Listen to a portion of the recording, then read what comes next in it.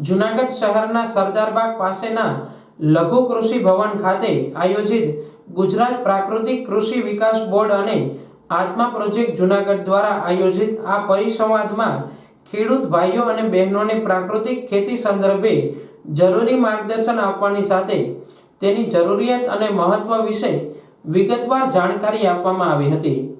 આ પ્રસંગે જિલ્લા પંચાયતના પ્રમુખ શ્રી હરેશભાઈ ઠુંબરે જણાવ્યું કે આપણા પૂર્વજો પ્રાકૃતિક ખેતી સાથે જોડાયેલા રહ્યા હતા, ત્યારે આજે રાસાયણિક ખાતર અને જંતુનાશક દવાઓના વધુ પડતા ઉપયોગને લઈ ખેતીના ક્ષેત્રમાં ઘણી મુશ્કેલીઓ ઊભી થઈ છે। રાસાયણિક ખેતીની ઉત્પાદન ઘટવાની સાથે ઉત્પાદિત થતા પાક, શાકભાજી વગેરેની લોકોના આરોગ્ય પર વિપરીત અસરો થઈ છે, જેના પરિણામે કેન્સર જેવા ગંભીર રોગોનું પ્રમાણ વધતું જાય છે।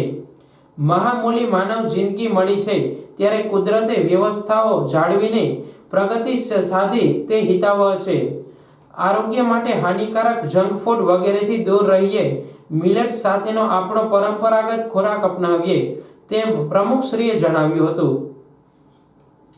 આ પ્રસંગે જિલ્લા પંચાયતના પ્રમુખ અને જિલ્લા વિકાસ અધિકારી નીતિન સાંગવાને પ્રાકૃતિક ખેત ઉત્પાદનોના પ્રદર્શન માટે રાખવામાં આવેલ સ્ટોલ્સની મુલાકાત કરી હતી, સાથે જ ખેડૂતો પાસેથી પ્રાકૃતિક કૃષિ સંદર્ભે ચર્ચા કરી હતી અને તેમને પ્રોત્સાહિત કર્યા હતા।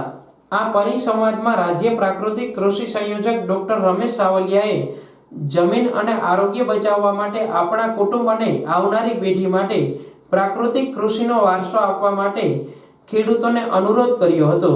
આ કાર્યક્રમ માટે જિલ્લા ખેતીવાડી અધિકારી વી.કે. ચૌહાણે પણ શુભેચ્છા સંદેશ પાઠવ્યો હતો। આ કાર્યક્રમના ઉદ્ઘાટન સત્રમાં આત્મા પ્રોજેક્ટ જૂનાગઢના ડાયરેક્ટર ડી.જી. રાઠોડે શાબ્દિક સ્વાગત કરતા મહાનુભાવો અને ખેડૂતોને આવકાર્યા હતા અને અંતમાં મદદનીશ ખેતીના નિયામક ડી.ડી. ત્રાડાએ આભાર વિધિ કરી હતી। આ પ્રસંગે જૂનાગઢ કૃષિ યુનિવર્સિટીના નિવૃત્ત પ્રાધ્યાપક ડોક્ટર વિરેન્દ્ર ભટ્ટ અને ગુરુકુળ વંથલીના નીલકંઠ ભગતે પ્રાકૃતિક કૃષિ સંદર્ભે જરૂરી માર્ગદર્શન આપવાની સાથે પ્રાકૃતિક ખેતી અપનાવવા માટે પ્રેરિત કર્યા હતા।